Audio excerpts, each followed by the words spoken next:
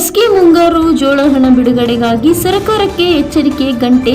ರೈತ ಸಂಘಟನೆ ಮಸ್ಕಿ ಪಟ್ಟಣದ ಕರ್ನಾಟಕ ರಾಜ್ಯ ರೈತ ಹಸಿರು ಸೇನೆ ವತಿಯಿಂದ ಮಸ್ಕಿ ಗ್ರಾಮೀಣ ಮತ್ತು ಮಸ್ಕಿ ತಾಲೂಕು ರೈತರು ಅಮೀನ್ ಪಾಷಾ ದಿಗದಿ ಹಾಗೂ ತಾಯಪ್ಪ ಗಿಲಿಗಿನ ಮಸ್ಕಿ ಇವರ ನೇತೃತ್ವದಲ್ಲಿ ಕಾರ್ಯಕ್ರಮ ಹಮ್ಮಿಕೊಳ್ಳಲಾಗಿತ್ತು. ಕಾರ್ಯಕ್ರಮವನ್ನು ಮಸ್ಕಿ ಅಶೋಕ್ ವೃತ್ತದಿಂದ ಮೆರವಣಿಗೆ ಮುಖಾಂತರ ಜೈಕಾರ ಘೋಷಣೆಗಳಿಂದ ಅಂಬೇಡ್ಕರ್ ಸರ್ಕಲ್ನಲ್ಲಿ ಮಾಲಾರ್ಪಣೆ ಹಾಕುವ ಮುಖಾಂತರ ಪ್ರತಿಭಟನೆ ಆರಂಭಿಸಿದರು.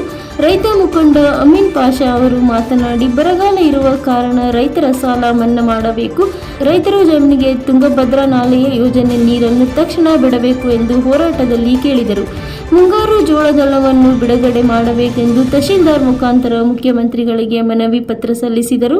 ಈ ಸಂದರ್ಭದಲ್ಲಿ ಮತ್ತು ಕ್ಷೇತ್ರದ ರೈತ ಬಾಂಧವರು ಬಸವರಾಜ್ ವೀರಪ್ಪಣ್ಣ, ಸದಾಶಿವರಾಮ್ ಶಿವನಗೌಡ, ಹನುಮಂತ ತಿಮ್ಮಣ್ಣ, ತಾಯಪ್ಪ ಫಿಲಂ ಸಾಬ್ ಸೇರಿದಂತೆ ಇನ್ನೂ ಅನೇಕರು ಕಾರ್ಯಕ್ರಮದಲ್ಲಿ ಭಾಗವಹಿಸಿದ್ದರು. ಕಾರ್ಯಕ್ರಮ ಯಶಸ್ವಿಗೊಳಿಸಿದರು.